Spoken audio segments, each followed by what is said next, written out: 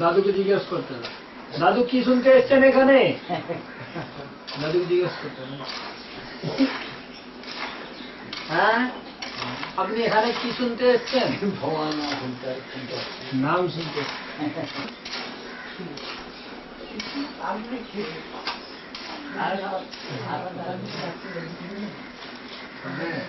দেখেন একটু আর একটু সরে যান তো, দেখি জায়গা পাবেন তো। দিদি নিচে রাখুন, নিচে রাখুন, ওই সাইডে নিচে রাখুন। হ্যাঁ হ্যাঁ প্রায় আসছে। শুধু ভগবানের নামই তো কেবল শোনা যায় না, নাম শুনতে গেলে ভগবানের শ্রী নাম দুই আইডেন্টিক্যাল, ইকুয়ালি নট রেসপেক্ট। শাস্ত্রে কথা বলছেন,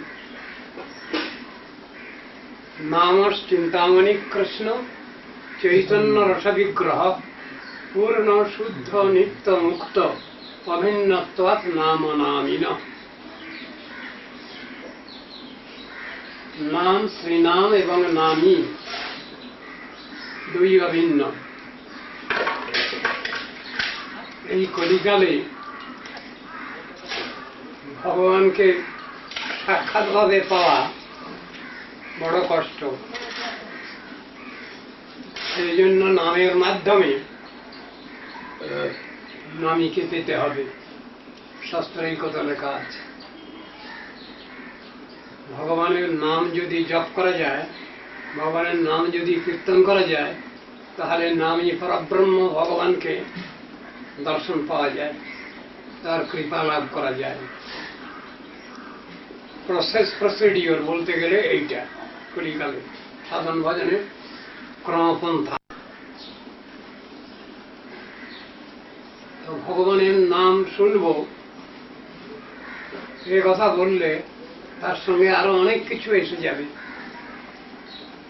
শ্রী ভগবানের নাম, তার শ্রীরূপ, তার গুণ, তার লীলা, তার পরিকর সবকিছু তার মধ্যে এসে যাবে।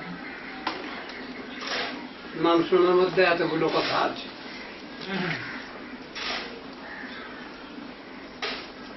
আমরা যদি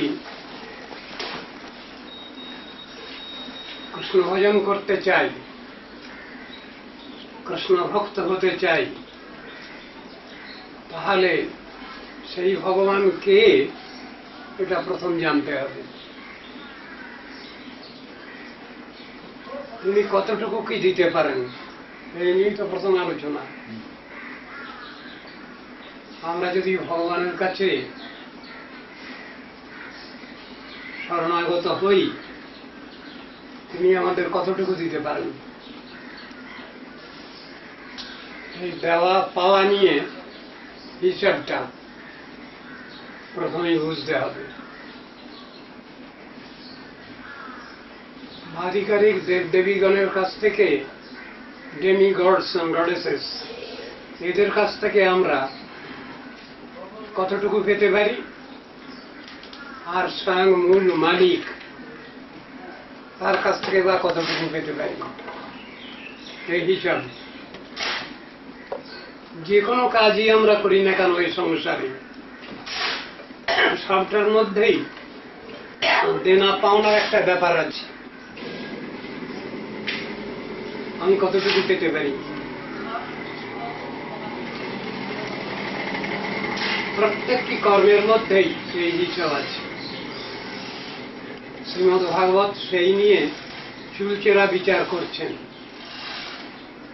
সংসারে যে কোনো কর্ম আমরা করি না কেন, তার মধ্যে প্রথমেই হিসাব, কতটুকু পাবো, লাভের অংশটা। ভাগবত বলছেন, কর্মণি আরোহমানানাম দুঃখ হত্যই সুখায় চ। এই সংসারে আমরা যে উদয়াস্ত পরিশ্রম করি, তার পিছনে একটা উদ্দেশ্য আছে। দৌড়ঝাঁপ করি যে আমরা, তার পিছনে একটা উদ্দেশ্য আছে। সেই উদ্দেশ্যটা কি? দুঃখ হতেই সুখায়। আমাদের দুঃখ কষ্ট জ্বালা যন্ত্রণা সব সরে যাক, চলে যাক, আমরা সুখ শান্তি লাভ করি। সব যে কোনো কর্ম করবার প্রথমে উদ্দেশ্যটা হচ্ছে, এই উদ্দেশ্য নিয়েই আমরা কর্মারম্ভ করি। কোন উদ্দেশ্য ছাড়া কোনো অনুষ্ঠানের আরম্ভ হয় না, কোন একটা উদ্দেশ্য নিয়েই আরম্ভ হয়। কিন্তু ব্যবসা করতে বসেছি, লোকসান দেবো না, লাভ পাবো বলেই ব্যবসা আরম্ভ করেছি। শাস্ত্র বলছেন সবসময় তুমি লাভ পেতে পারো না। কর্ম করতে গেলে সবসময়, ব্যবসা করতে গেলে সবসময়ই যে তুমি লাভ পাবে তা হবে না। কখনো কখনো লোকসানও হয়ে যেতে পারে।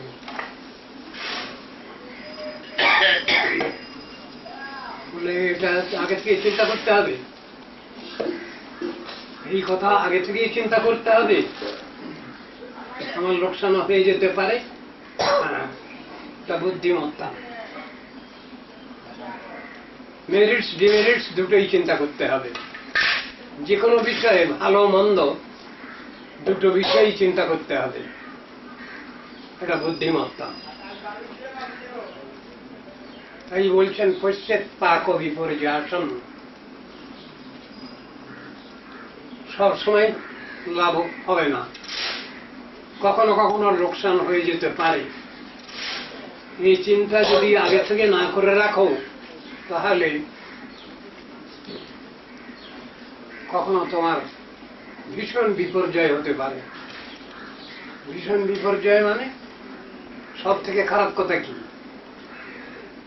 মৃত্যুও হতে পারে। এই সংসারে যত রকম ধরনের বিপদ আছে আমাদের এ সংসারে, সব থেকে বড় বিপদ হলো মৃত্যু। গীতা ভাগবত এইটাই নির্ণয় করছেন শাস্ত্র। সব থেকে বড় বিপদ মৃত্যু। অথচ জন্ম মৃত্যু এটা অপরিহার্য, ইনএভিটেবল। এটাকে ছাড়ার কোনো উপায় নেই, এর থেকে পরিত্রাণ পাওয়ার কোনো উপায় নেই। জেনে রাখতে হবে জন্মটা কি আর মৃত্যুটা কি।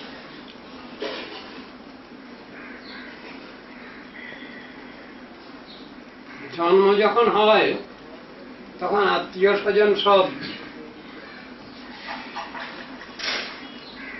আনন্দ করে,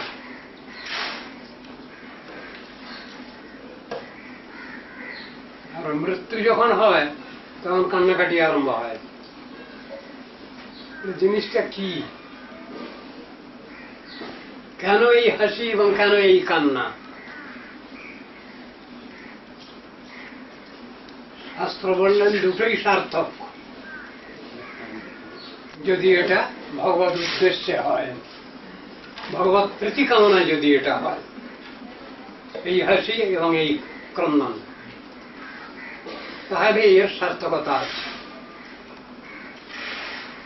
অনিত্য বস্তু, তাৎক্ষণিক বস্তু, এগুলো আমাদের এই সংসারে সুখ শান্তি আনয়ন করতে পারে না। যেটা ভাবি আমরা তার উল্টো হয়ে যায় অনেক সময়। এখানেও ভাগবতে সেই কথাই বলছেন, পশ্চাৎ পাক বিপর্যয়াসন। ব্যবসাটা আরম্ভ করেছি কিছু লাভ টাভ করবো বলে, ভীষণ লোকসান হয়ে গেল। এটা আগে থেকে জেনে রাখতে হবে, তাহলে আমাদের ক্ষতিটা, বেশি ক্ষতিটা হবে না।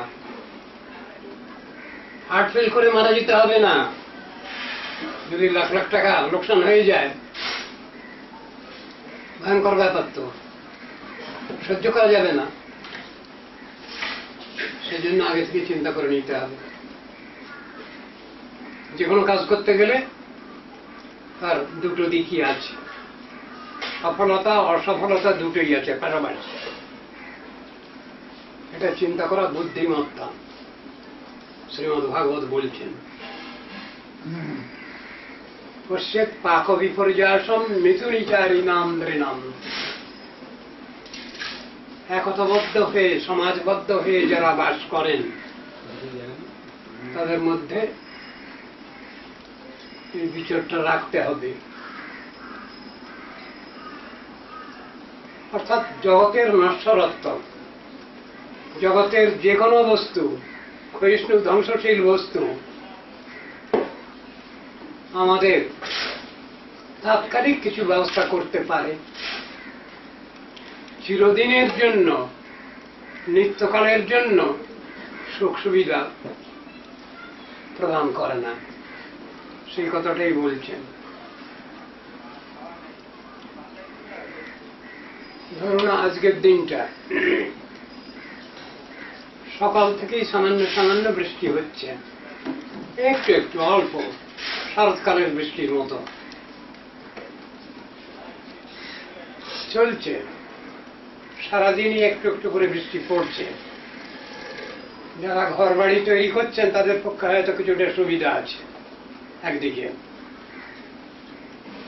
সাধারণের পক্ষে একটু অসুবিধা। তারা হয়তো বলছেন মনে মনে, আজকের দিনটা দুর্দিন, আজকের দিনটা দুর্দিন এই বলছেন। আবার পাশেই আরেকজন বসে আছেন, তিনি বলছেন না দুর্দিন নয় তো, আজকে সুদিন।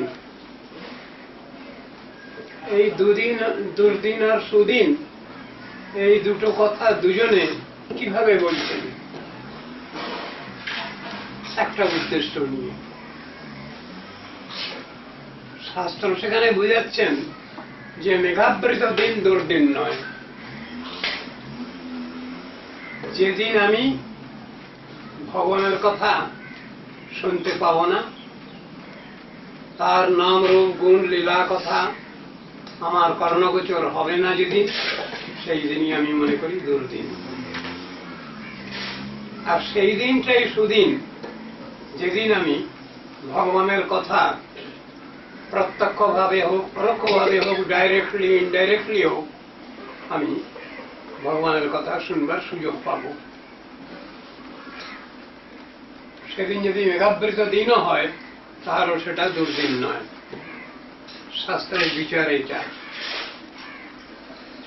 তাহলে আমাদের চিন্তা ভাবনা একরকম, আর শাস্ত্রের চিন্তা ভাবনা যেন আর এক রকম। শাস্ত্র জানাচ্ছেন, সাধুগুরু বৈষ্ণব জানাচ্ছেন, যেদিন আমার ভগবত কথা ভগবান নাম কর্ণগোচর হবে না, সেই দিনটা দুর্দিন। আর সেই দিনটাই সুদিন যেদিন আমার কর্ণে ভগবানের নাম ভগবত কথা আলোচনা আমার কর্ণে প্রবেশ করে। দুদিন সুদিন, সুদিনের ব্যাখ্যা এইভাবেই দেওয়া হয়েছে। অর্থাৎ জমার ঘরটা হিসাব করা হচ্ছে ভগবানকে কেন্দ্র করে, তার প্রতি শ্রদ্ধা ভক্তিকে কেন্দ্র করে, তার কথা আলোচনা করে, তার পূজা অর্চনকে কেন্দ্র করে জিনিসটা বলা হচ্ছে। সেটা কি?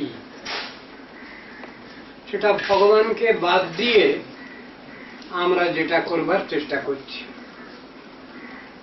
এবং তার মধ্যে আমরা ফুলফিলমেন্ট খুঁজছি, তার মধ্যে আমরা সুখ শান্তি খুঁজছি, এই চিন্তার মধ্যেই আমাদের ভুল আছে। কি জাতীয় ভুল? খুব সোজা অঙ্ক কষে বলছেন শাস্ত্র।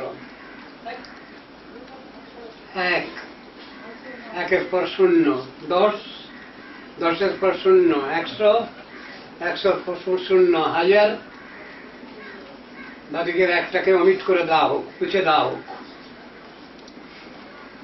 এদিকে গোড়া দশেক শূন্য পড়ে থাকলো, তার কোনো মূল্য আছে কিনা?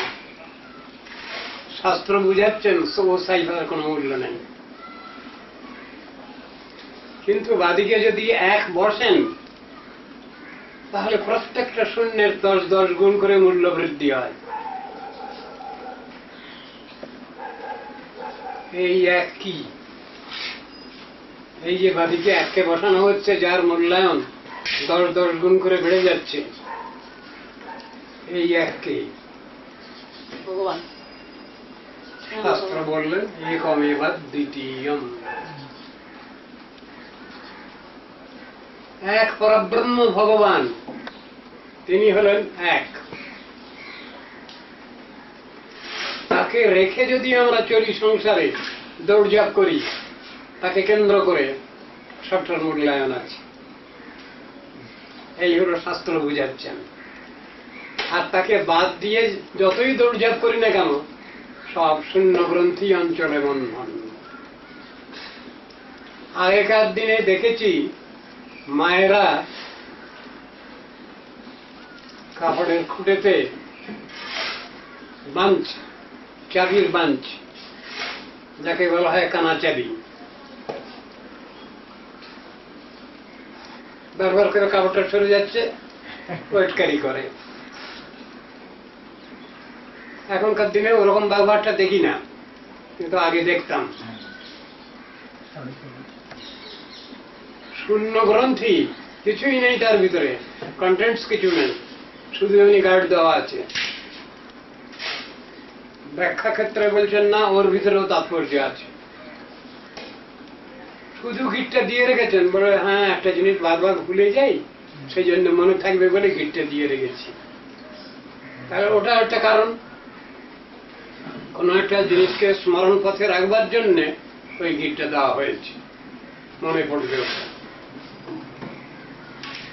যে কোনো অবস্থায় আমরা থাকি না কেন, যে কোনো দশায় আমরা থাকি না কেন, প্রত্যেকটা জিনিসের মধ্যে আমাদের গড সেন্টার্ড সংসারটা হওয়া চাই। এই হলো শাস্ত্রের শিক্ষা। যে কোনো অবস্থায়, যে কোনো সময়ে, স্থান কাল পাত্র বিচার করে এই কথাই শাস্ত্র আমাদের বোঝাতে চেয়েছে। তো ওটাকে যেন আমরা না ভুলি, তাকে সবসময় স্মৃতিপথে রাখবার জন্য এই ব্যবস্থা শাস্ত্রে প্রদত্ত হয়েছে। স্বয়ং ভগবানই বলছেন এটা। সব সময় ভগবানকে স্মরণ করা যায়? Is it possible? হ্যাঁ, সম্ভব। It's a matter of practice. অভ্যাসের ব্যাপার। অভ্যাস যোগের দ্বারা এই জিনিসটা সম্ভব হয়, অভ্যাস না হলে এটা বাস্তবে রূপায়িত হবে না। তার জন্য অভ্যাস দরকার। তো অভ্যাস যোগটা সবসময় ভগবানের চিন্তা ভাবনাকে কেন্দ্র করেই তৈরি হয়েছে। সেইটা যেখানেই আছে সেখানেই আমাদের সংসারে প্রাপ্তি বিষয় হলো পজিটিভ সাইড। যতক্ষণ ভগবানকে কেন্দ্র করে চলতে পারছি, মূল নীতি মূল আদর্শকে কেন্দ্র করে আমরা চলতে পারছি, তখন অভ্যাস যোগ ঠিক আছে। এই চিন্তা ভাবনাটাই ভগবানকে স্মরণ করিয়ে দিচ্ছে সব সময়। 24 ঘন্টার ভিতরে 24 ঘন্টা কি করে ভগবানকে স্মরণ করা যায়? শাস্ত্রে কথা আছে। সাধু সজ্জন গুরু বৈষ্ণব তারা 24 ঘন্টার মধ্যেই 24 ঘন্টা ভগবানকে স্মৃতি পথে রাখবেন। এটা একটা এক্সাজারেশন নয়, বেশি বাড়াবাড়ি নয় কথাটা না, তাদের পক্ষে এটা অতি স্বাভাবিক। সেই কথা কিভাবে সম্ভব হয় এটা? যতক্ষণ পর্যন্ত তিনি কর্মব্যস্ত আছেন তার মধ্যেও চিন্তা ভাবনা, যখন তিনি ঘুমিয়ে পড়লেন তখন কি করে চিন্তা করবেন?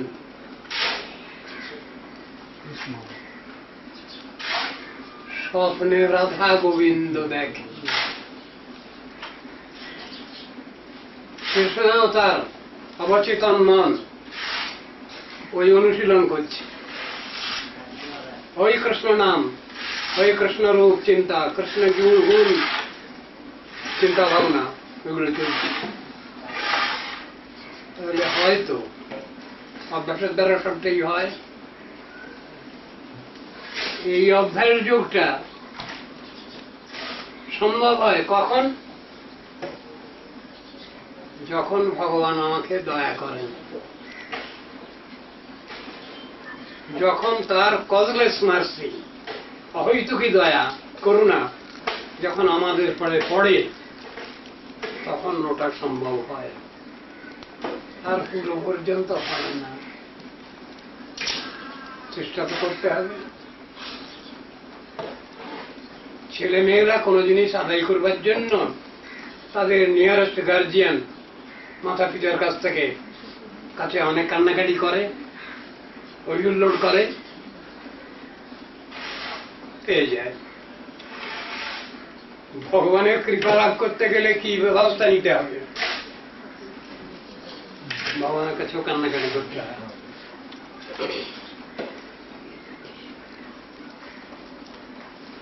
তবে আমি ভগবানকে কষ্ট দেব না, এই চিন্তাটা ভিতরে রাখতে হয়।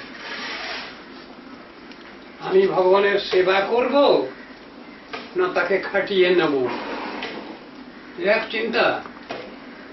এই চিন্তার কথা শাস্ত্রে আলোচনা করেছেন সুন্দরভাবে। আমি ভগবানকে ডাকবো, ভগবানের কথা শুনবো, ভগবানের কথা অনুশীলন করব, ভগবানের আদেশ অনুসারে চলব। এই সব কথাগুলো সামঞ্জস্য লাভ করে একটা ক্ষেত্রে। সেটা কিভাবে? আর যদি আমি না হতে পারি তাহলে তার চিন্তা ভাবনা করবো কি করে? তিনি যদি আমাকে নিজের বলে মেনে না নেন তাহলে আমি তার চিন্তা ভাবনা কি করে করব? দুই দিকের কথাই আছে আলোচনা, উভয় পক্ষের কথা তুলনামূলক আলোচনা যদি করি তাহলে ভগবানের অসীম করুণা আর দয়া অসীম। আমি কিছু করতে না পারলেও তিনি কিন্তু তার কর্তব্য সবই পালন করেন। আমার সন্দিগ্ধ চিত্ত, সন্দিগ্ধ মন তার সেই করুণার কথা চিন্তা করতে পারে না, সম্ভব নয়। কেন? আমাদের একটা বিশেষণ আছে, ডিমেরিটস এর দিকে একটা বিশেষণ কি? বদ্ধজীব। আমরা বদ্ধজীব, হেটার সোলস, বন্ডেড সোলস। তো বদ্ধজীব যখন বিশেষণ আমাদের হয়েছে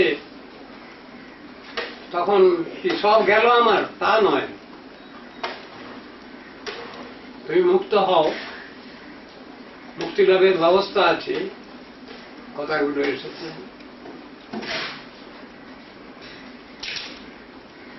আমরা মুক্তি লাভ করবো, মুক্তি লাভ করবো এই নিয়ে অনেক সময় কথাটা আমরা সমাজে শুনতে পাই। মুক্তি চাই, কিসের থেকে মুক্তি চাই? এই সংসার থেকে মুক্তি চাই। কোন সংসার? মায়িক ব্রহ্মাণ্ড রূপ সংসার, মায়ার সংসার। বলে এতে একটা সংসার বুঝলাম, আর কি সংসার? আর একটা কৃষ্ণের সংসার, গড সেন্টার্ড সংসার। মায়িক ব্রহ্মাণ্ডে মায়ার সংসার একটা, আর একটা ভগবানের সংসার, ভগবানকে কেন্দ্র করে সবকিছু।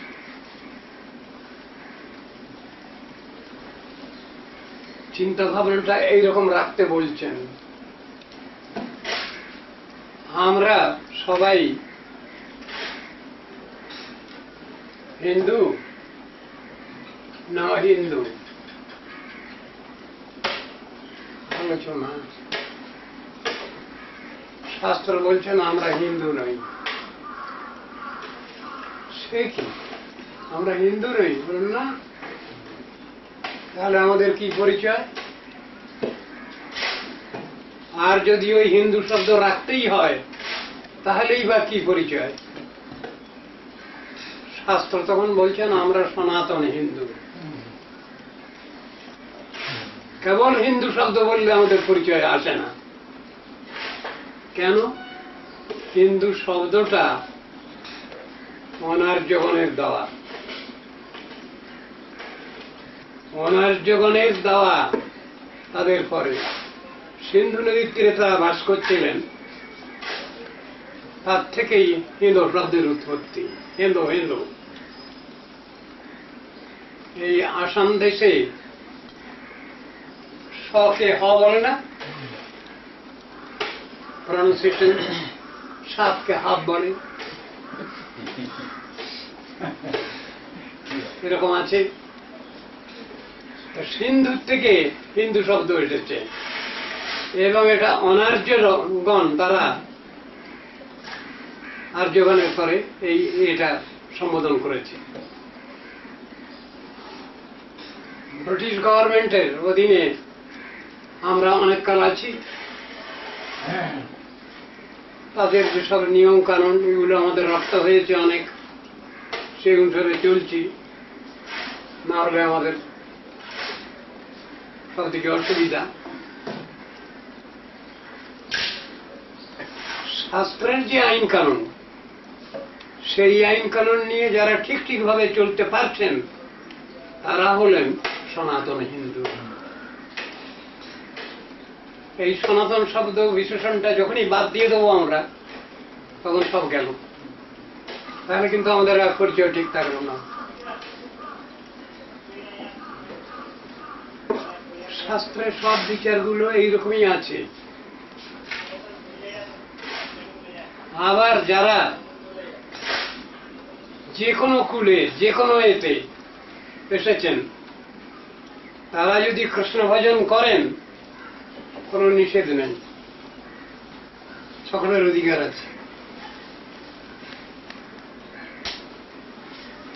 কবি বলছেন সখুন্দল পাঠান মোগল এক দেহে হলো লীন। কোন দেহে? কোন দেহে লীন হচ্ছে? ভারতের অধ্যাত্ম দেহে। ভারতের অধ্যাত্ম দেহে লীন হচ্ছে। অধ্যাত্ম দেহ একটা আছে নাকি আলাদা? হ্যাঁ আছে তো, তাহলে শব্দ আছে কি করে?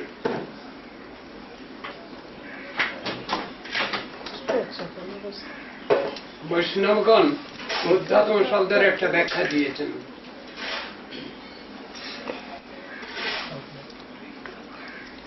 সে ব্যাখ্যাটা মানে মনঃকল্পিত ব্যাপার।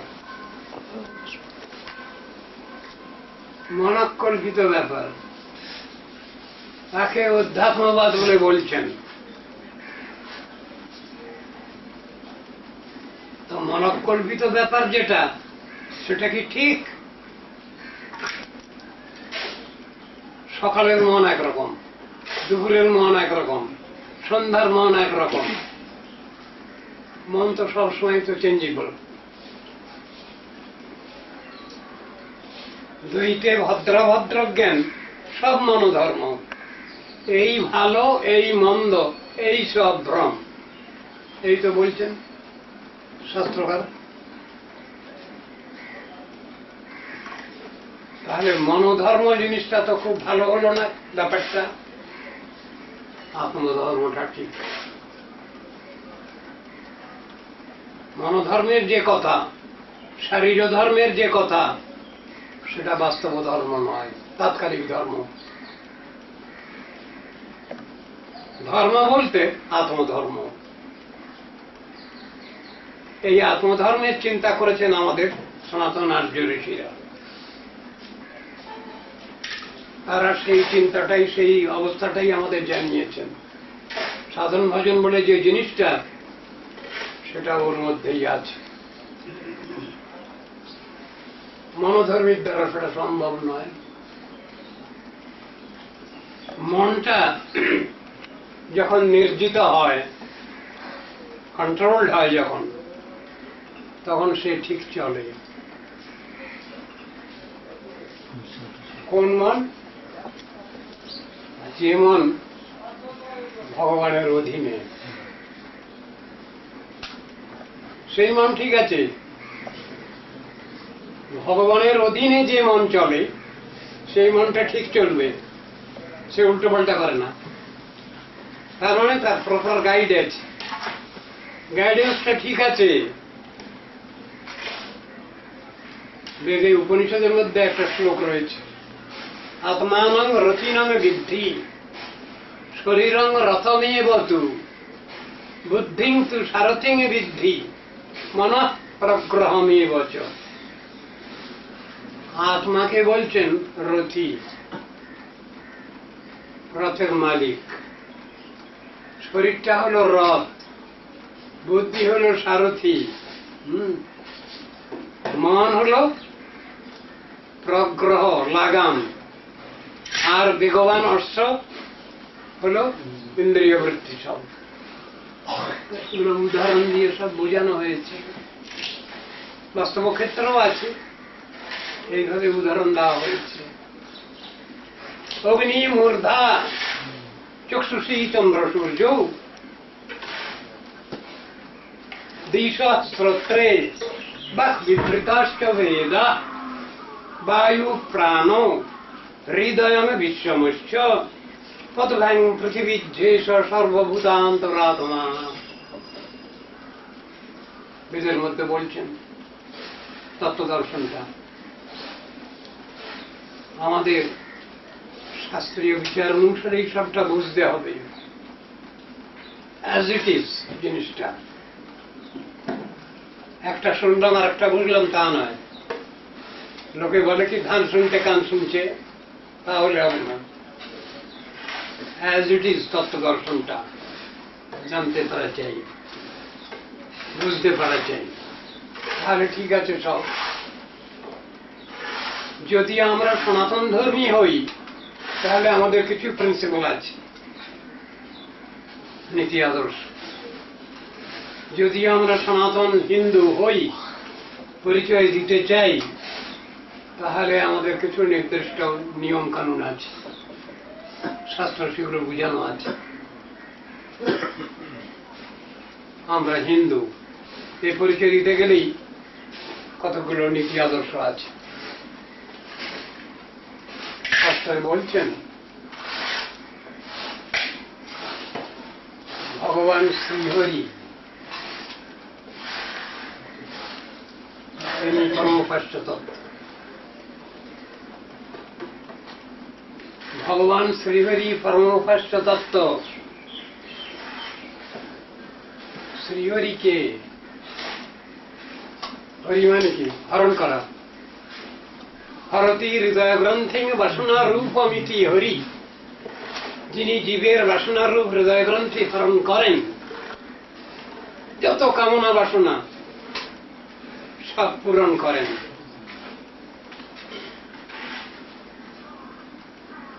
অজ্ঞ ছেলে মেয়েরা তারা যা চায় সবগুলোই ভালো না, অনেকগুলো খারাপও থাকে তার ভিতরে, কিন্তু তিনি খারাপগুলো দেন না, ভালোগুলো দেন। কথাটা গার্জিয়ান সন্তানের কল্যাণ কামনা করেন তিনি সবসময়। শাস্ত্র বলছেন তিনি জীবের বাসনারূপ দুঃখ হরণ করেন, কথাটা ঠিক আছে, কিন্তু দেন কি তিনি? দুঃখ কষ্ট জ্বালা যন্ত্রণা এটাকে হটিয়ে দেওয়া একটা জিনিস, আর সুখ শান্তি লাভ করানো আর একটা জিনিস। শাস্ত্র সেখানে বলছেন তিনি প্রেমানন্দ দান করেন। এই জিনিসটা সাধারণ ব্যাপার নয়। ভগবানের এক নাম মুকুন্দ, আচ্ছা তো নাম মুকুন্দ মানে কি? মুক্তি দদাতি যশ মুকুন্দ, যিনি জীবকে মুক্তি দান করেন তিনি হলেন মুকুন্দ ভগবান। আবার আরো ভালো ব্যাখ্যা, মুক্তি কুৎসিতং কৃত্বা প্রেমানন্দং দদাতি যশ মুকুন্দ, মুক্তি সুখকেও যিনি তুচ্ছ করে প্রেমানন্দ দান করেন যিনি, তিনি হলেন ভগবান শ্রীহরি, ভগবান মুকুন্দ। এরকম ব্যাখ্যা দিয়েছেন। তো ব্যাখ্যা তো অনেক রকম আছে। এখন কথা হচ্ছে আমরা কি চাই, কতটুকু চাই, কতটুকু পেলে আমরা খুশি হই, এইটা হলো বিচারের কথা। তদনুসারে ব্যবস্থা। কিন্তু ভগবানের ইচ্ছা আমার সন্তান যারা, তারা সবাই চরম তত্ত্ব দর্শনে পৌঁছাক, চরম বিচার নিয়ে চলুক, বেস্ট গুড বেটার বেস্ট বিচার নিয়ে চলুক। এটা হলো তার ইচ্ছা, একান্ত ইচ্ছা। তা আমরা যদি সুসন্তান হই তাহলে এটা আমাদের ধৈর্য ধরতেই হবে। সব থেকে ভালোটা দরকার, এটা নিয়ে চলবো আমরা। কালকে একটা কথা হয়েছিল, কতটা মনে পড়ছে, নাল্পে সুখম অস্তি ভূমৈব সুখম। এই জগতে সাধারণ মানুষ অল্পেতে সন্তুষ্ট নয়, আরো দাও আরো দাও। কথায় কি বলে, যার ছেলে যত পায় তার ছেলে তত চায়। আছে তো কথাটা সমাজে, the more you give the more he wants, the more you give the more she wants. কথাটা জগতের ব্যাপার। এটা পরমাত্ম ক্ষেত্রে স্পিরিচুয়াল সাইডে একদিকে নিষেধ করছেন অল্পেতেই সন্তুষ্ট হও। কেন? ভগবান অল্পেতেই সন্তুষ্ট হন। আছে না এমন আখ্যান উপাখ্যান বহু আছে। অল্প সেবা বহু করি মানে কতটা আছে, পত্রং পুষ্পং ফলং তোয়ম যমে ভক্ত্যা প্রযচ্ছতি তদহং ভক্তু পরিতমস্নামি প্রযতাত্মনা। গীতার শ্লোক, কেবল গীতার শ্লোক নয়, ভাগবতের শ্লোক। এই একই শ্লোক কমান এসেছে দুই জায়গায়, গীতায় ভাগবতে। পত্রং, ভগবানকে পাতা দেওয়া হবে, পাতাতে তিনি খুশি হবেন। কি পাতা দেবো? গাছের ডালপালা পাতা টাতা সেই সব ডাকতে।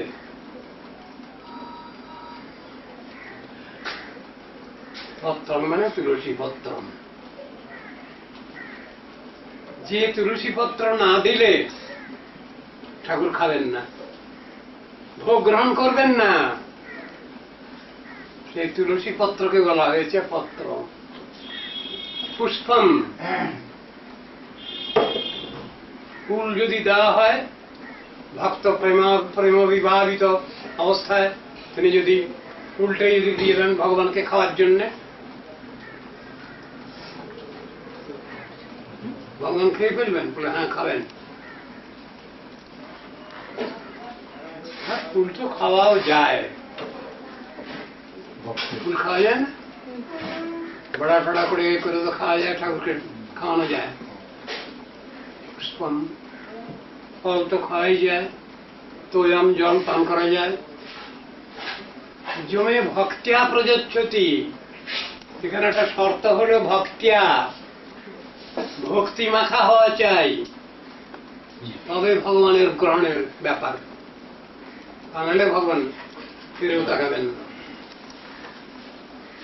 শর্ত জমে ভক্ত্যা প্রযচ্ছতি তদহং ভক্তু পরিতমস্নামি প্রযতাত্মনা। সেই ভক্তি মাখা জিনিস ভক্তের আমি, ক্রিয়াপদ কি? অস্নামি, খাই। এতগুলো জিনিস বর্ণনা হয়েছে, তার ক্রিয়াপদটা হলো অস্নামি, খাইয়েন, তা তো খান তিনি, এইটাই কথা। কিন্তু শর্ত হলো ভক্তিমাখ, এইটাই শর্ত, মূল শর্ত। তা সেখানে অল্প সেবা বহু করি মানে তার প্রমাণ দেখাচ্ছেন সুদামা বিপ্রের চাল চুড়ে। সুদামা বিপ্র সখার সঙ্গে দেখা করতে গেছেন কোথায়? পোরবন্দর সুদামাপুরী, আর সেখান থেকে দ্বারকা। কয়েকদিন রাস্তা হেঁটে হেঁটে গেছেন। কি তার ঘরে কিছু নাই, ওই 4 মুষ্টি চাল চুড়া ছেঁড়া কাপড়ে রেতে বেঁধে নিয়ে গেছে। চাল চুড়ে মানে চ্যাপটা নাহলে তো চুড়ে হয় না, আর তা নাহলে তো সেই ধানই থেকে যাবে। ভগবান তাই অন্তর্যামী ভগবান, বিশ্বান্তর্যামী ভগবান, তিনি সখা কি এনেছ আমার জন্য, কি এনেছেন তা তো সব তিনি বুঝতেই পারছেন, সব ওটা লুকাচ্ছেন। আরে আমাকে দেবে বলে এনেছো, আবার লুকোচ্ছ কেন? আবার জোরজার করে সে পুটলিটা খুলে নিয়ে এক মুষ্টি খেয়ে ফেলেছেন। খেয়ে বলেন চমৎকার চমৎকার। কৃষ্ণ খেয়ে বলছেন এমন স্বাদ আমি কোনদিন পাইনি। কৃষ্ণ খেয়ে বলছেন জিনিসটা কি? চাল চুড়ে। তাকে চুড়ে না বলে চাল বললেই ভালো হয়। ওই অল্প সেবা বহু করি মানে তার প্রমাণ। অল্পতেই সন্তুষ্ট ভগবান শিখাচ্ছেন, এটা তোমরা অল্পতে সন্তুষ্ট হও। তোমাদের কামনা বাসনা চাহিদা সবই সীমিত হোক, কন্ট্রোলের মধ্যে আসুক। ভগবান শিখাচ্ছেন আমাদের।